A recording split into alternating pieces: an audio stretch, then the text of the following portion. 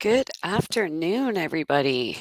I'm not sure if it's been a while, but it feels like it's been a while since I put on a webinar, so I'm pretty excited for this one here today. And I think lots of folks signed up, and I think we've got a topic that's resonating with everybody here. So today, our Goalline webinar is going to be about scheduling games and practices. A little bit of housekeeping as we get started. This webinar is being recorded, so as soon as it's over, you're going to receive an email with a link to be able to watch the recording. So if you're watching this by recording, hello and welcome. And even if you were here live, you'll still get a copy of that recording.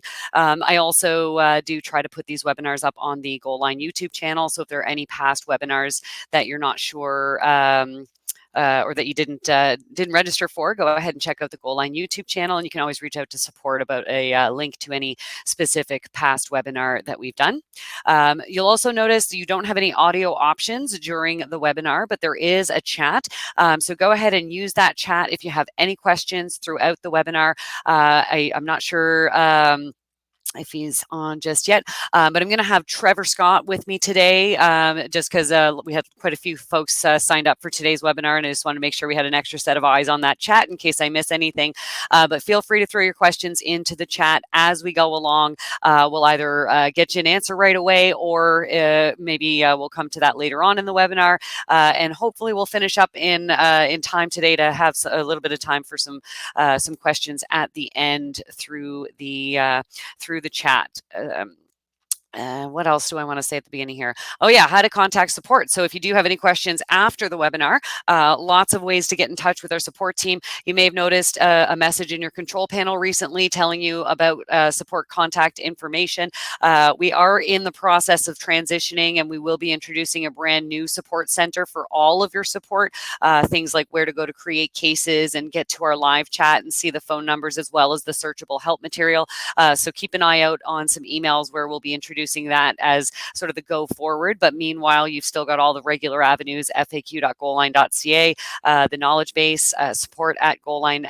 Goalline support at stacksports.com. Lots of ways to get in touch with the support team. So we'll go ahead and get started. Today, as I said, we're talking about scheduling games and practices in Goalline. We're going to start by taking a look at practices, including recurring and practice types. And then we'll transition into adding games to both rep teams and to league teams. And we'll touch on some of the different specific features that we'll come across as we go through those topics. As you get started, you're probably looking at my very familiar looking demo site here. We're going to log into the admin login area. So that's going to take you to your Goalline control panel. You want to make sure that before we get started that your leagues and teams are set up correctly. In this webinar, I am not going to dive into how to create leagues and teams, but it is important to understand that they are that they do need to be kind of ready to go. My assumption is going to be that your leagues are ready, your teams are ready, your venues are ready, and you've got your active season and your active schedule, because as always, all leagues and teams must have an active season and schedule. The schedule doesn't have to be published, but it has to be active within the date range that suits the schedules and games that you're going to be adding. With your leagues and teams, which I'll click right here to schedules and just bring that set of tools to the top here. With your leagues and teams, when you create your divisions, you're going to add teams later by either going to the division and adding teams there, or you're going to use team registration and you're going to accept teams into their various leagues. When it comes to your association teams, your rep teams, you're going to add your opposing teams. So it is important to have the structure here set up correctly. And the one thing I will mention about opposing teams, I'm going to click on Manage Association Teams here. This is where you go if you're creating rep teams, teams that travel, teams that participate in a league that's not managed by you. The league is managed completely by somebody else, and you're just one of the teams in that league, this is where your teams go to get added in here. What's really important to make sure that you do have structured correctly to avoid scheduling conflicts is when you do have two teams that play in the same league that you don't manage.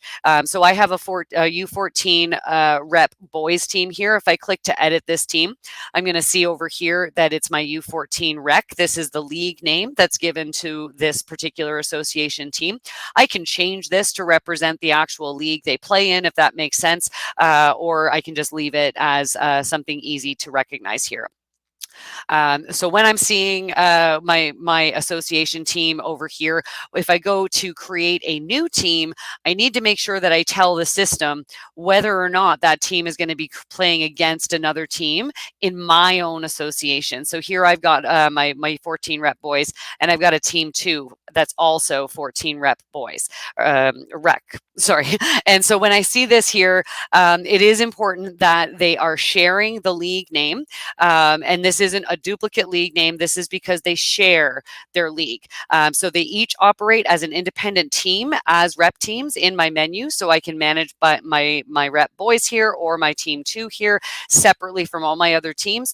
But they are set up so that when the league schedules them to play against each other, because they happen to be in the same division, I'm not going to end up with any scheduling conflicts down the road. So that's an important structure to make sure that you do have set up for when you have 2 or more rep teams that play in the same league. The rest of the scheduling settings for creating your season and managing your schedule, very important to get that done. What is important, as I said, is that it is current and active. Once you have your rep teams, the way I'm going to go in and add the teams that we play against, the opposing teams, is I'm going to go to one of those team control panels. And I'm going to go to the team admin section, which I can click on, or I can scroll down to here. And when I'm adding the opposing teams, I want to look for add, edit, delete teams, which is right over here.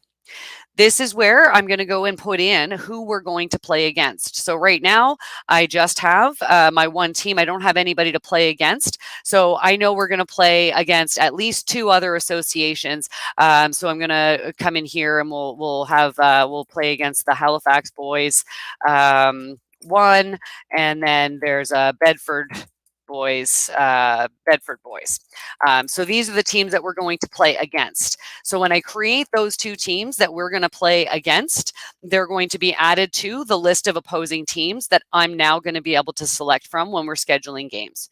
You can always add opposing teams to this listing down the road. So if a team that you didn't have in the system pops up on your schedule that you're looking to add, you can always do this later on.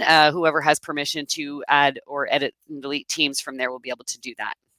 So I did this for my 14 rep boys. If I go and look to do the same thing for my team 2, I'm going to go to the same spot, add, edit, delete teams, but I don't have to do this again because I already told the system that these teams share the same schedule details. They share the same, they're part of the same division, so they share opposing teams and they also share schedule details.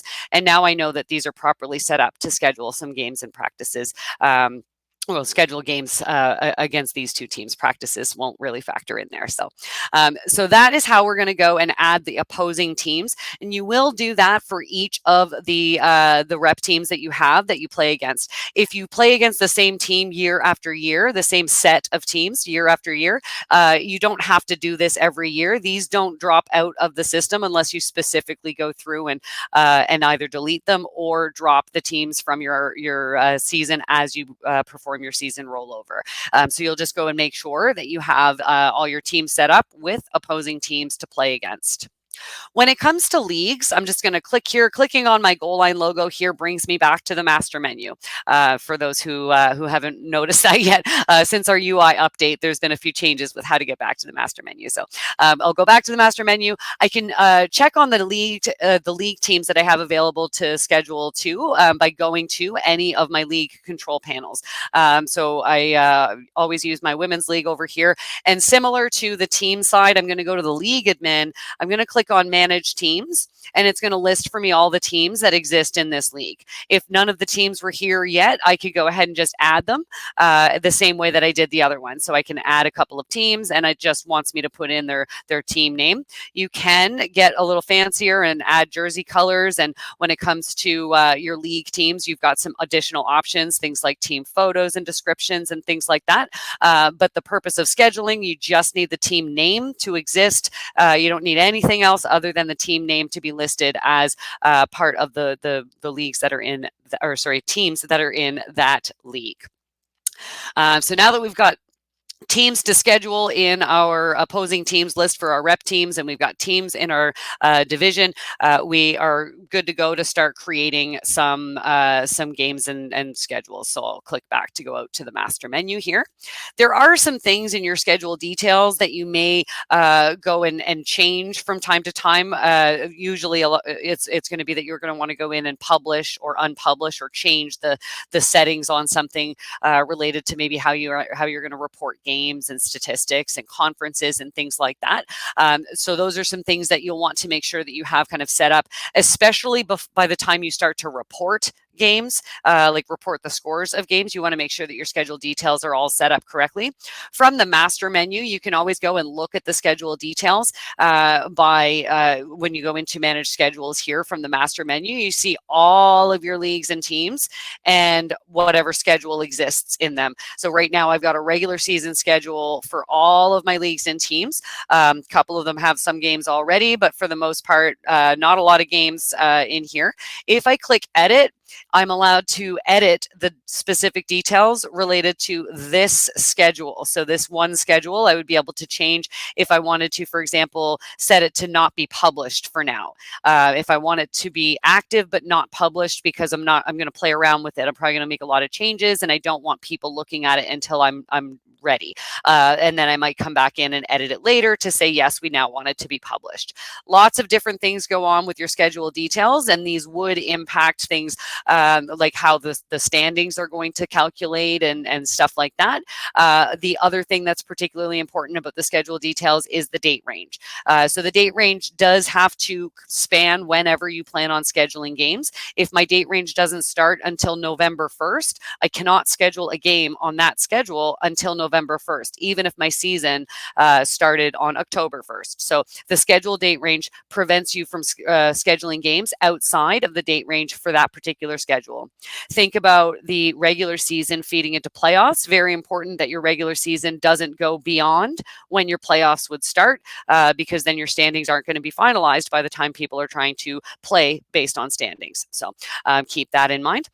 You can see down here, this is also where you would go to do things like managing conferences and selecting that maybe this team is not actually going to participate this year. I don't want to delete them. I just want to take them off of the active schedule, so they will not show up in the standings pages for this schedule. So those schedule details you may look into for things like adding your conferences and making sure the published status is the way that you want it. The most important thing, it should be current and active. And once you know that you have a current active schedule, you are good to go to start creating games and practices. So to create a practice, we're going to select add, edit, delete practices. We are at the master menu right now. And because we're at the master menu, I'm able to create a practice for any of my teams, any and all of the teams that exist on my entire site.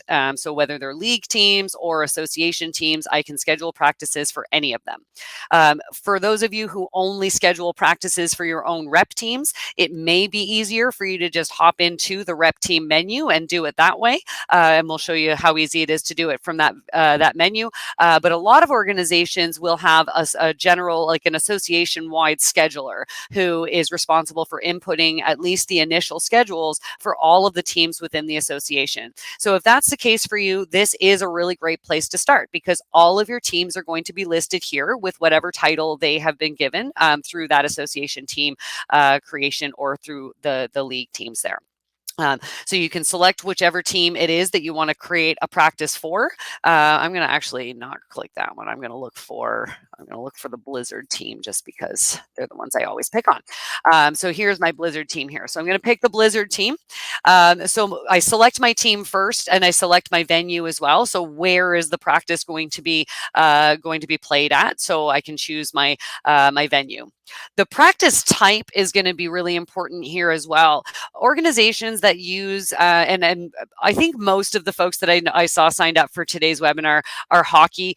So I am going to use the word rink and arena, I think probably today, but whether it's a field or a court or a gym, whatever your venue is, your type is either full, half, shared, or off.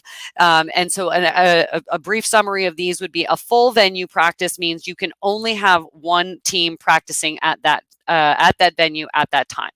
So the rink is taken up, only the Blizzard is going to be on the ice at that time.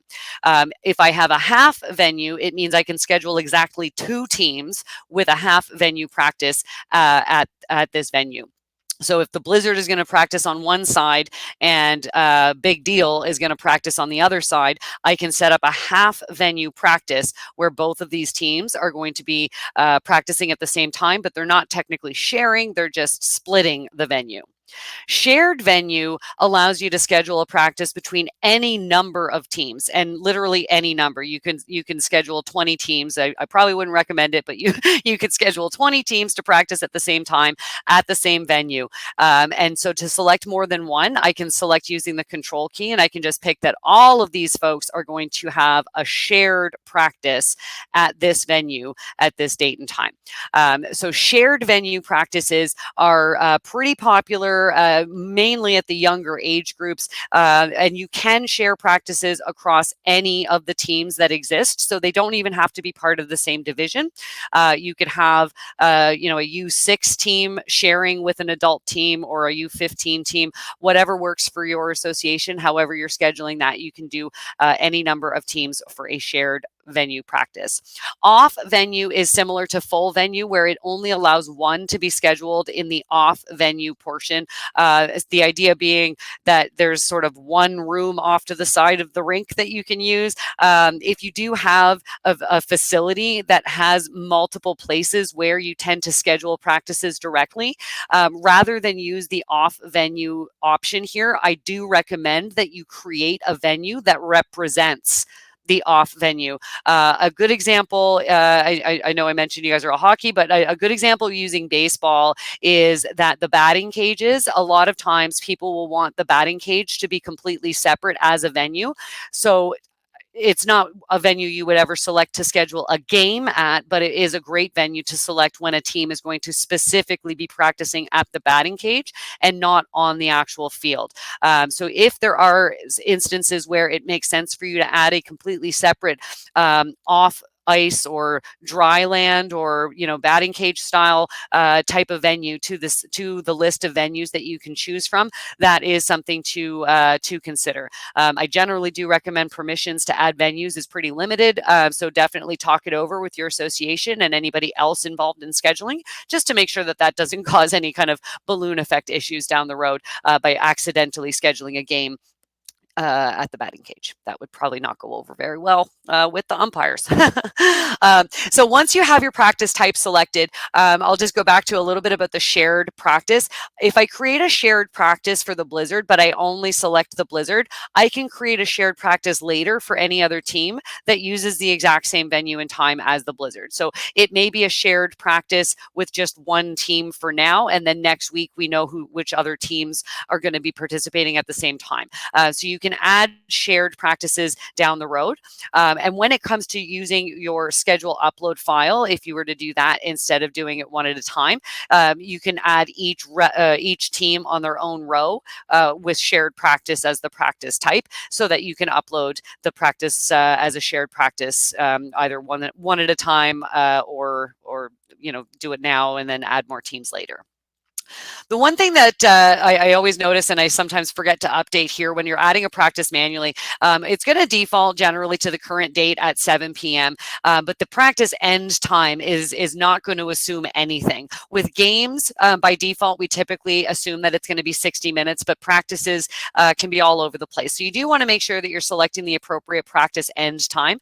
And so you've got all the 5-minute interval options here to select. So if the practice is going to go from 7 to 8, I just want to make sure that I select from 7 to 8 and make sure that I have the appropriate AM or PM option available here.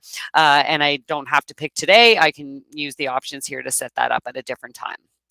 Practice details, just like we'll see with game details, these are just additional pieces of information that may or may not be shown on the public side of the schedule.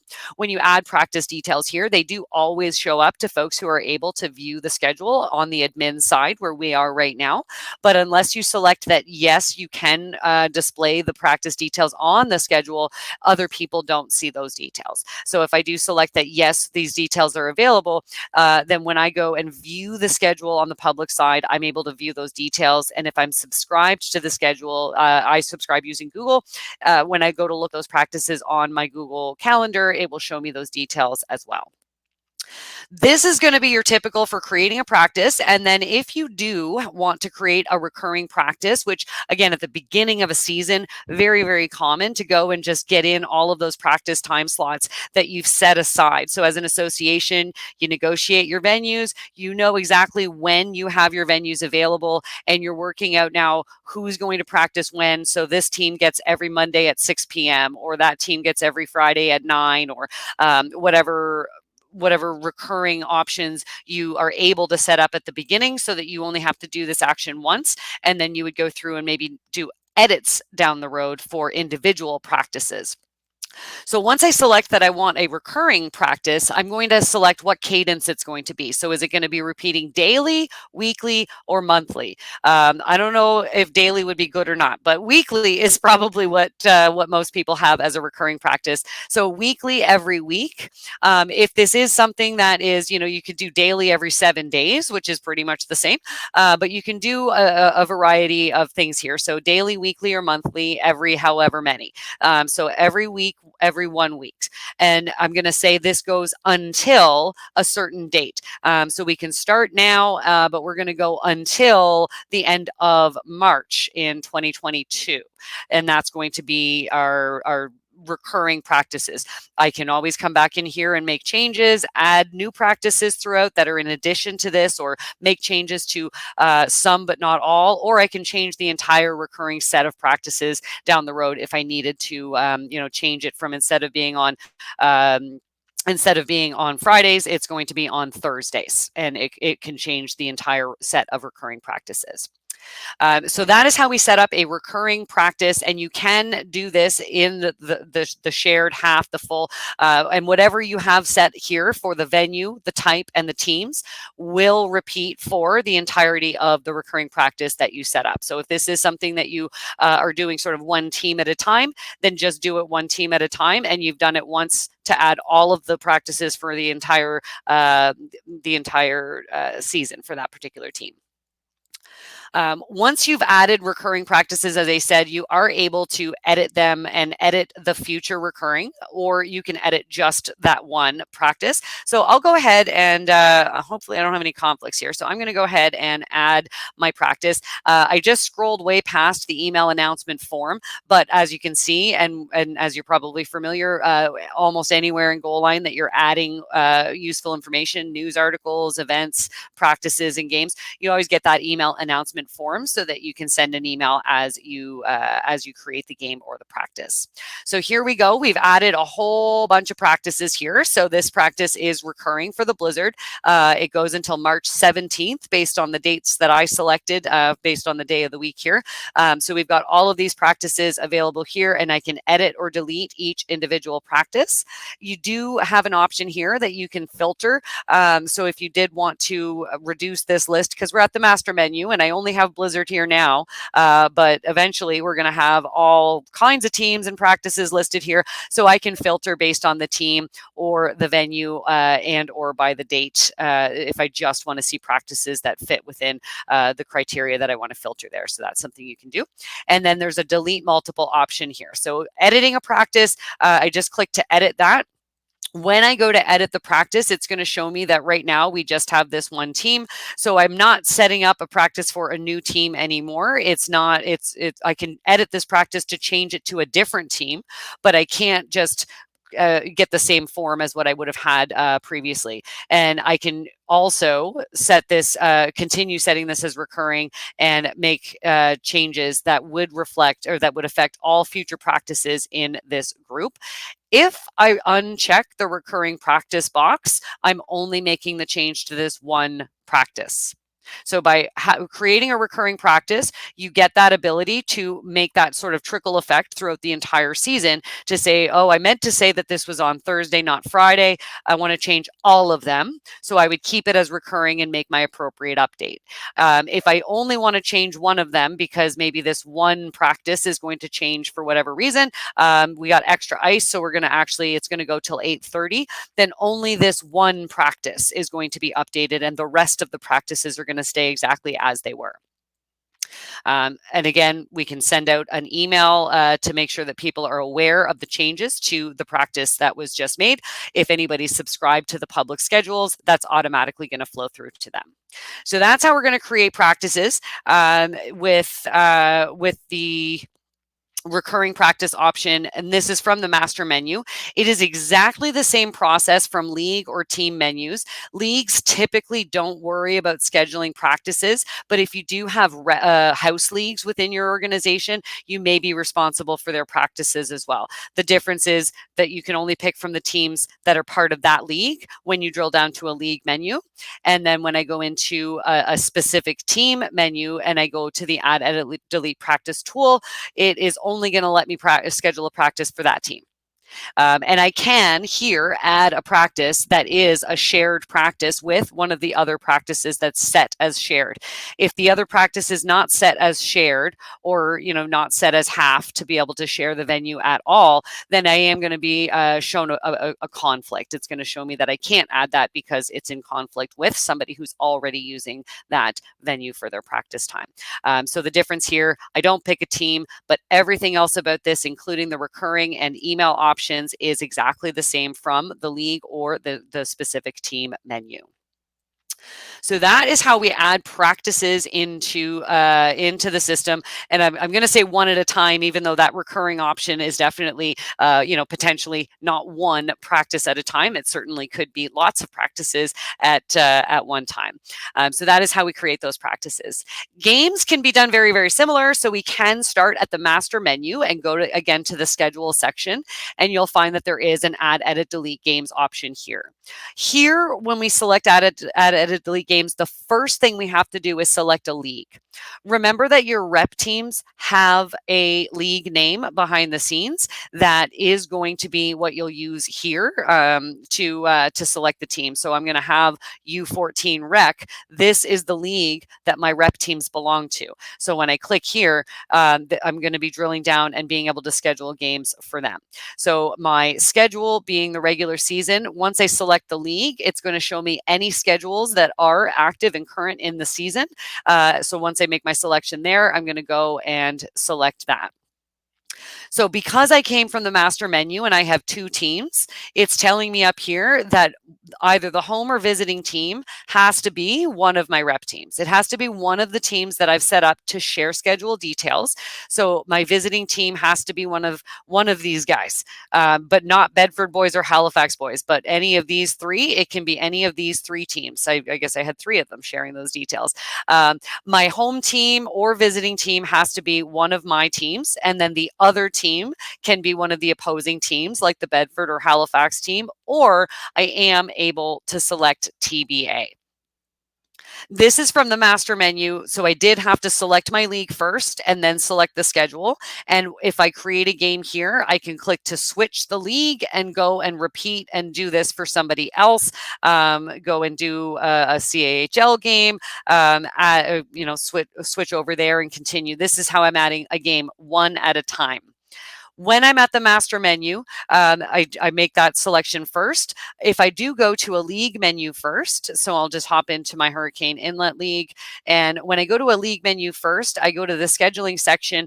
And if I have multiple schedules, they're all going to be listed out here. Let me look at one of my previous seasons. Yeah, my 2017-18 season, just as an example here, there was a regular season and a playoff schedule. So whether I'm adding games to one or the other, it's important which one I select. So I'm already in my league menu, so I don't pick my league, but I do have to pick the schedule.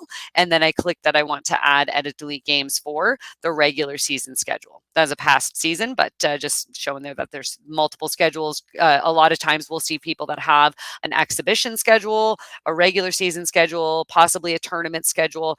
And the reason for multiple schedules is going to be just to keep them separate for the purpose of stats and standings. Even for your rep teams, it's a good idea to keep them separate for player stats purposes, so that player stats related to your regular season are not going to be combined with player stats from an exhibition schedule. Their overall career stats would include all of them, but if you're looking at schedule by schedule, very important to keep those separate if you're ever looking at those kinds of stats. When I click to add, edit, delete games here, I don't have to pick anything else other than the teams. I can click here to add a new team if there is a team missing. So you're going to see that add new team option available to you if you get to the game screen and you might need to add a team. Same thing, if I didn't have any venues, it would show me immediately you need venues first. You have to have a place to schedule the game before you can schedule the game.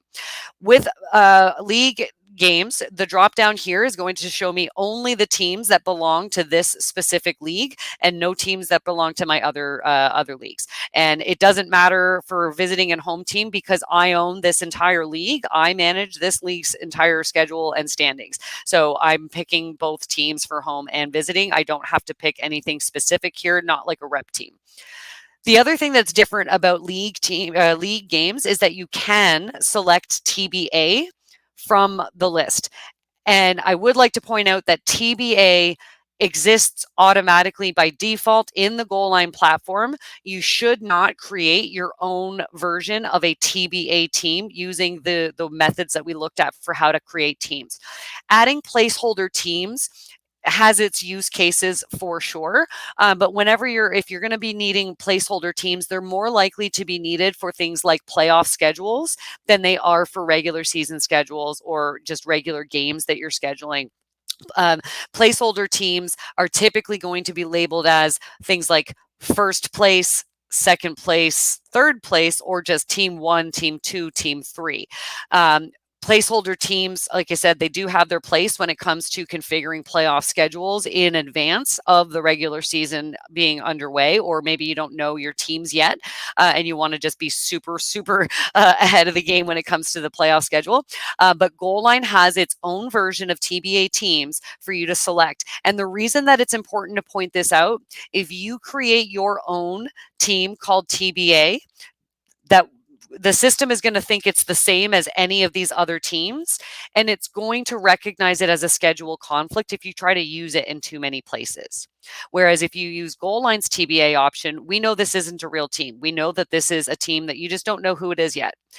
Typically, a TBA is going to be, one of the teams, but not both. But it is totally possible for you to do TBA versus TBA. The benefit there is that you're able to kind of book in the venue, the date, and the time for a game that you know will happen. You just might not know what teams are going to play yet. So use the Goalline TBA if you do have a need to use a TBA. Otherwise, of course, you're just going to select the teams that you want to select here. So I can select Blizzard and Hurricane. I can add game details the same way as I can add schedule details to those practices, and whether or not I want to show it publicly is a checkbox that I select here. The game date, again, it's going to assume today at 7 p.m. The allotted venue time, I know I mentioned earlier that we default that to 60 minutes, but we only default that if you didn't put anything different in your schedule details. So my schedule details have that this is a 75-minute time slot. They're on the ice for longer than a regular 60-minute time slot. So the allotted venue time defaults to what your schedule details said. If this needs to be more or less on a per game basis, you can always make those adjustments. So, if it happens to be, let's see, if you know that this game might need to go to overtime or something like that, if it's a special kind of game throughout the regular season where some standings are depending on it, maybe you've arranged with the arena to have some extra time. Maybe they have a 1.5 hour booking so that you have room for the overtime or a shootout to be played. So whatever your allotted venue time is going to default here. So we're going to start at 7 p.m. I can read, and then we're going to be over at 8:15 p.m.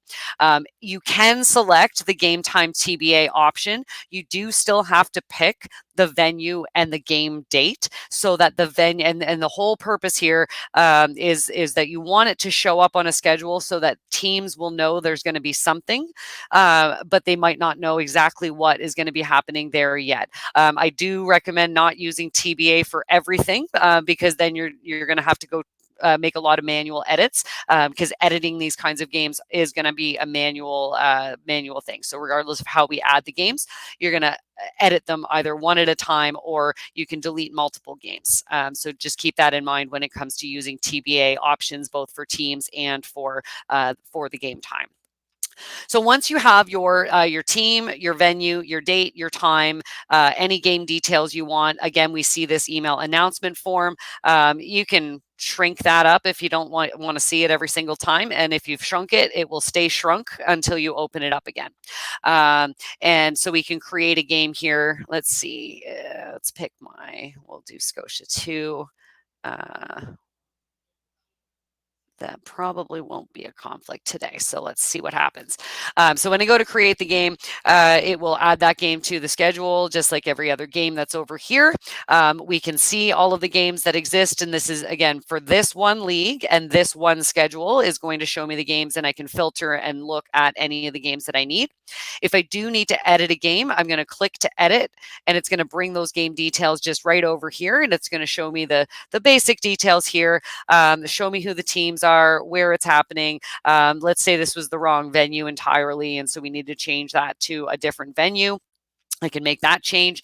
The game status is something that you're going to be able to edit as well. If you're an outdoor sport like baseball or soccer, you're going to have a rainout option in here as well, in addition to normal, canceled, and to be rescheduled. Normal is exactly what it sounds. It's just nothing. The status is fine. Canceled is that we don't expect it to be rescheduled. It's just canceled. To be rescheduled will indicate that on the schedule, showing that it's to be rescheduled, and it will be placed at the very, very end of your schedule until you go in and edit it with new details. So to be rescheduled we expect that you're going to eventually come back and edit that game to when it needs to be rescheduled. Same thing with rainouts. Rainouts we expect will end up at the end of the schedule, because we do expect that you're going to try whenever possible to reschedule them. With rainouts, what typically happens is if they can't be rescheduled very quickly, say in the next couple of weeks after the rainout happened, they may eventually just have to be canceled. So the different statuses are available to you just to reflect the reality of sort of a fluid situation that you might not really know yet. But you can cancel a game like this. I do recommend that you use the game status option to cancel games, especially if you are using the referee system, or if you're tied in with a referee association that is pulling in your Goalline schedule. You'll actually find that you are not able to delete a game from your schedule using the delete option here if you're using the referee tools and there were officials assigned. And the pop-up would tell you exactly that. It would say that you can't delete this because referees have been assigned. So you would use the cancel option, and that flows through all of that wonderful automatic communication that happens through Goalline.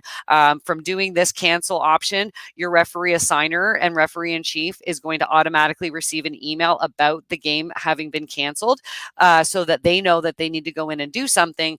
The referees who were scheduled to do that game will also receive an email letting them know that the game has been canceled so that they don't show up because no one told them that the game was canceled. So that is a very important step to remember when it comes to editing games that you have scheduled. So when you go to create a game, you can always edit it here, and edits are done one at a time. You cannot upload a schedule to update the games that are already in the system. So, and we're going to talk about uploads next. So I just want to make sure that we've covered everything in here with our game. So we've added our game here. I'll just hop over into, we'll head over to the master menu actually. When I go into a rep team menu, I'm going to select a specific rep team. So remember a few minutes ago from the master menu, I picked to add, edit, delete games, and I went in and it let me pick from any of my U14 boys options. Well, because I'm now in a specific team menu, when I go to do my add, edit, delete games here, I have to pick just this one team as either home or visiting. I have to use that one team. I can use that team and then TBA if I need to, or I can schedule them against my other rep team or one of the other opposing teams. But one of the teams that I select for visiting or home has to be the team that I'm in the menu for. So the further down into the menus you drill down into, the more specific you have to be. So when it comes to a person who has the ability to create and edit games in Goalline for their team, they're only able to create games that involve their team. So they wouldn't be able to go in and create games between other teams. Or for example, the Bedford and the Halifax teams, these don't belong to us at all. Nobody cares about these two teams having to play each other. The league cares, but we're just a rep team here. So we only really care about when our team is playing on this particular schedule. So my schedule would not allow me to create a game between those. I would have to select from one of my rep teams. So that's the only difference. As you drill down into the menu, you just have to be more specific about what it is that you're selecting. So the same way with practices, I didn't have to select a team because it was already going to be for this team when I got into there. So, and again, search all games in schedule, and you're able to make edits, delete them, edit them, to cancel them, things like that, whatever you need to do. So that is how we add games and practices, and that was sort of I don't want to say quite one at a time, but the manual way. There are other ways to get schedules into Goalline for both games and practices, and the most popular is going to be the schedule upload file. So I'm going to click on schedules here from the master menu. The most popular place to do an upload is going to be from the master menu, mostly just because of the way people tend to create the files. When you want to upload a schedule file, you'll find that there is an upload schedule file option right here in your schedule section, and lots of fun information in here. Just talking about the importance of it being a CSV file and a few important notes there. What I think is the most important are these spreadsheet samples that you can download from here. So there are 3 options, and the only difference between all 3 of them is the date format. If anybody on today's webinar has spoken to me before, you know that I prefer the year, month, day option. So this very first one, template number 1. This date format tends to be the least problematic when it comes to accidentally uploading the wrong date, because month and day and month, these do tend to be, easier to make mistakes with. CSV formatted files in general have a preference for this date format as well. This format just tends to be a little stickier in a CSV formatted file than using the month, day, or day, month.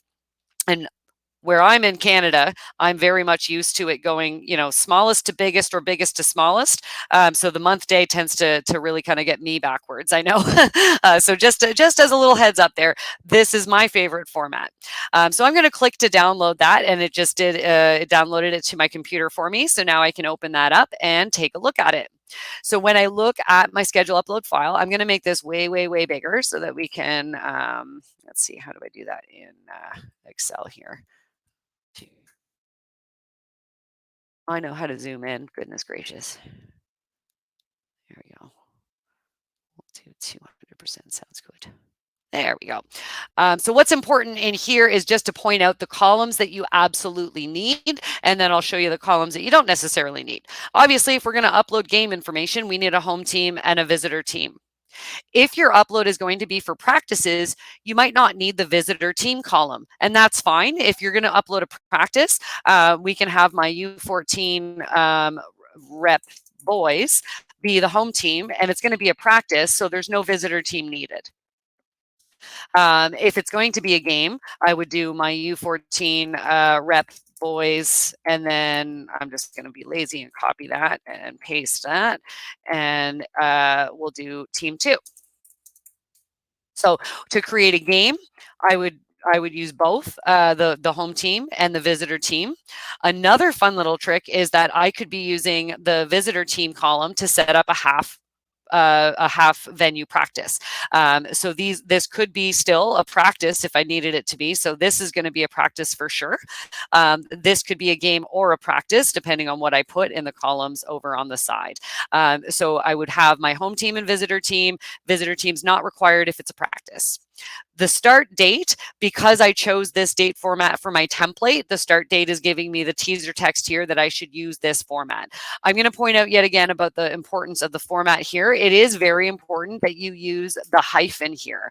I have seen a common issue where people will use a slash. If you use the slash, it will not be read the same. Very important to match the format here exactly, which is going to be all 4 digits for the year, a hyphen, 2 digits for the month, a hyphen, and 2 digits for the date. Ugh, my date format. So before I do that too quickly, because I was just about to do my usual here, with Excel, it might try to force you one way or the other. So to fix that really quickly, what I always do is I highlight my column, I right click, and I know not everybody uses Excel. If you're using a Mac, it may be a little bit different, but I'm going to select to format cells.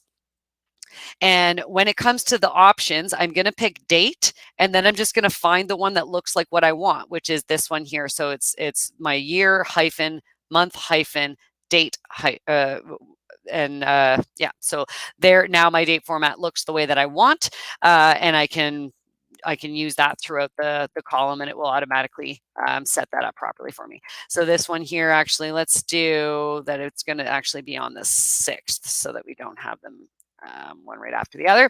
The start time and the duration are also very important. Start time needs to be the start of the practice or the game, and the duration, I should add here that you could, if you don't like duration being 60 minutes, maybe you want it to be an end time instead. And you can do that if that makes more sense to you. So we can start at 7 p.m. and we can go for either 60 minutes, or we can end at 8 p.m. Keep in mind the PM, the AM, PM, very important in here. The system will not make assumptions, and it either won't upload the schedule or it will tell you that these records just don't work and it won't be able to upload them, or it could potentially upload them at the incorrect time. Goalline does accept the 24-hour clock, so if you wanted to put in 1900 instead of 7 p.m., you can do that. It's whatever your preference happens to be. Using duration in minutes is a number of minutes from the start time and end time. You won't use both. You'll either match to this or this, so you don't need both of these in your column or in your file at all. I just wanted to point out that this is an option if that is what you prefer, to have a start time and an end time. Totally fine to use an end time with the hour, the minutes, the AM, and the PM. The next thing over that we'll see here is the details and show details. So just like when I was creating it manually, I may or may not have some details. The details can go in. They'll only be shown publicly if this says yes or no. And you can just do a Y or an N here. You can type the word yes and or you can type the word no. Up to you how you do that, but you will get some matching options there. The league name, if you're going to do this from the master menu, the league name is very, very, very important. So my league name was U14 Rec. And so I'm going to put in my league name is U14 Rec and make sure that I have that in all of the columns that are available or that pertain to U14 Rec. The reason the league name is a column in here is because you could upload from the master menu. You can upload games or practices or both for all of your leagues all at once. So this file could have 500 rows in it across all 10 of your different divisions and 5 different rep teams with games and practices all in the same file. So league name is how we're going to make sure that we're putting those games to the correct schedule. Practice type shared or full is exactly what it sounds like. You could put half here as well. So if I want this to be full, I would put full. This second one here is actually going to be a game. So it's not a practice type at all. Schedule name, because I'm putting in a practice, I would just put in the word practice. The schedule name for my game, I want to put in the name of my actual schedule. So regular season is the name of my schedule. So I can put regular in there.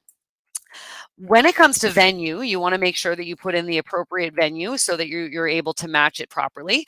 So I'm going to put in CHP S1 and then CHP S2. So I'm putting this in as an abbreviation because I want to get to a couple of frequently asked questions. I often get asked the question, what if I don't have the name written the same in my file as what's in Goalline? If you want to upload a schedule file and your venue is in the system as Cole Harbour Place, Scotia 1 and Cole Harbour Place, Scotia 2, spelled out completely. That's totally fine. When I go to upload this schedule file, I can map CHPS1 to Cole Harbour Place, Scotia 1, and it's not going to be a problem for me. What's key is to make sure that those abbreviations are very clear and make sense to whoever's doing the upload so that you don't, accidentally match something to the wrong venue. Venues are obviously very important to get right because you don't want to have conflicts that aren't really conflicts, but you also don't want to double book your venue by having 2 different venues, 2 different names in the system for what's actually the same venue. That's something that has obviously happened to more than one organization over the years. So very important to make sure that you get that done right. So these guys are going to practice at 6 a.m. and they're going to practice for 60 minutes.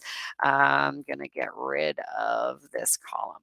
So I'm just going to scroll back over to the front here and just see. So we've got we have a title row that's got some headings, and then we have 2 records here. One is a practice and one is a game. So I have home team, visitor team, start date, start time. I should put 6 like that. 6 a.m. So that's in there properly now. Duration is 60 minutes. I don't have any details that I want to put in there. My league name is the league name U14 Rec. My practice type is full. Practice type doesn't apply to this one because it's a game. This is my schedule name for this one is practice. My schedule name for this one is regular season.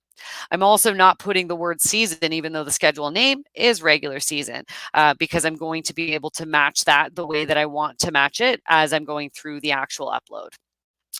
When I'm working on my schedule file, I can work on it as an Excel spreadsheet or, whatever spreadsheet program, if you use Google Sheets, whatever program you use to manage your spreadsheet.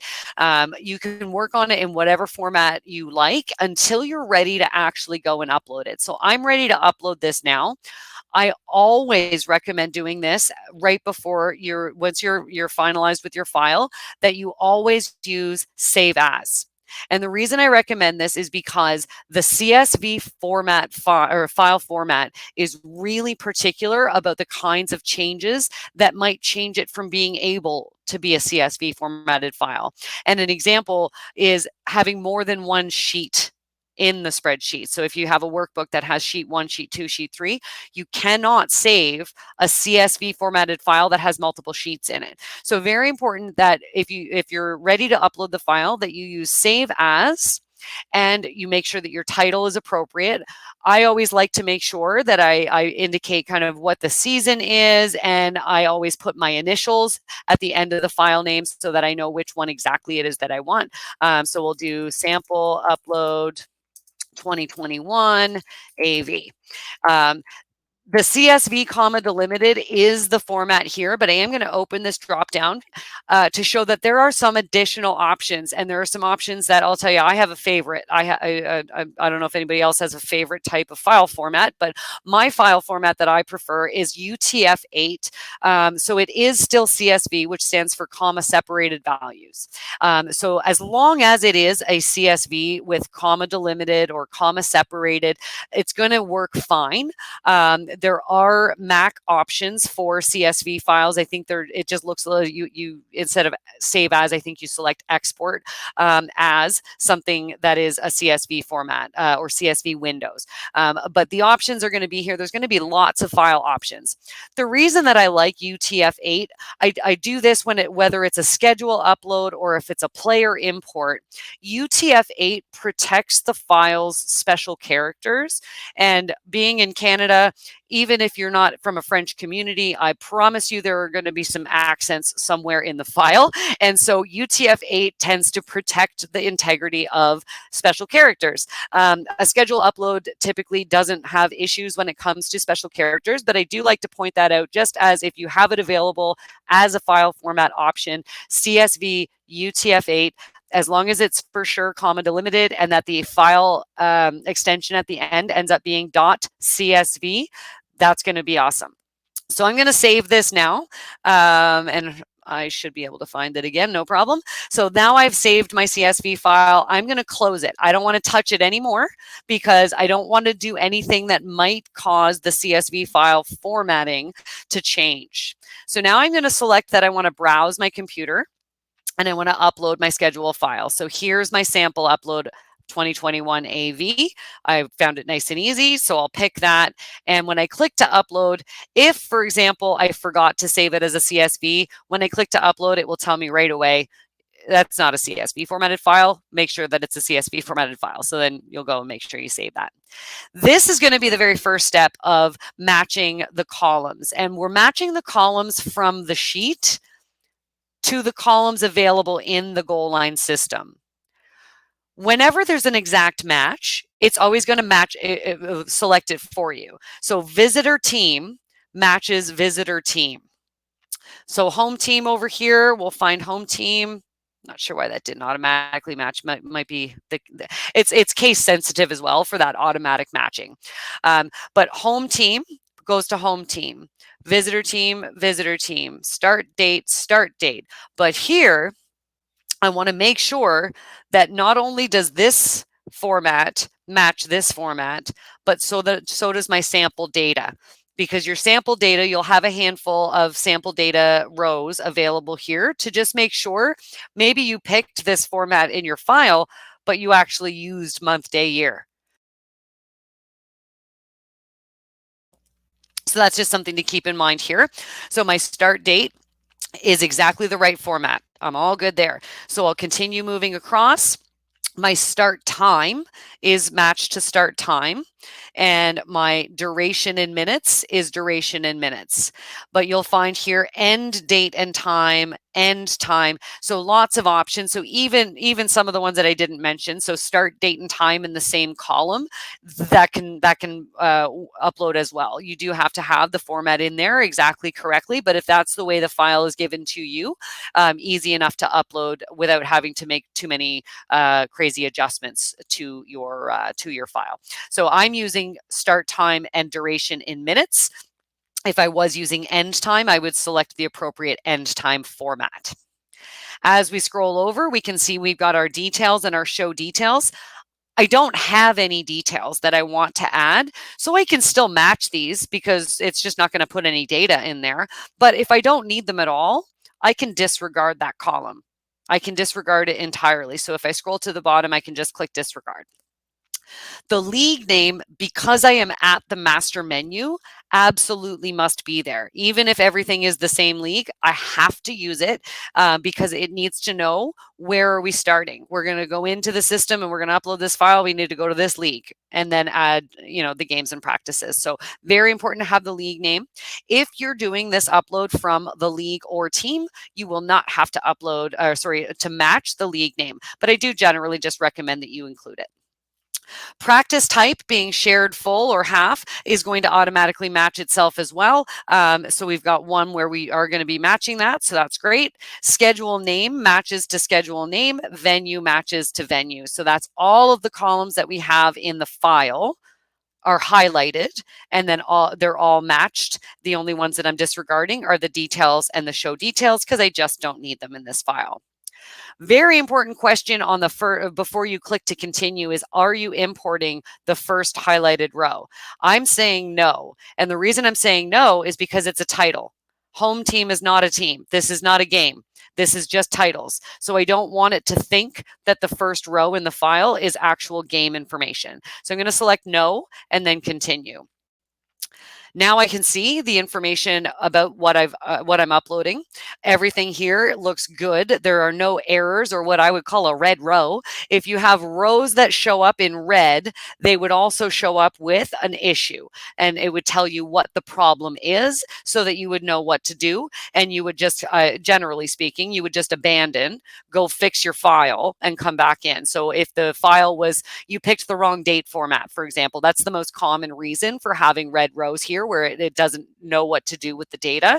If you had, for example, you told the system that it was year, month, day, but the actual format you used was month, day, year, it's not going to know how to read that, and it's not going to be able to upload it. So you do have to make sure that you're using the right formats. And as you go through, if it looks good, you just go ahead and proceed. So we'll continue. When my league name or the things that I put in the file match the system exactly, it automatically matches. So this automatically matched my U14 rec league here for that particular column. So I'll hit continue and verify, yep, that's good. So I continue. Now I'm going to match the team names. So I'll continue. Again, when it can automatically match, it will. So this one was put in the system exactly the same. This one says select a team. So that just means it wasn't put in there exactly the same way as the other team was in the system. So I want to select this team 2. So U14 boys rep team 2. So I had rep boys instead of boys rep, and that's why it didn't automatically match there for me.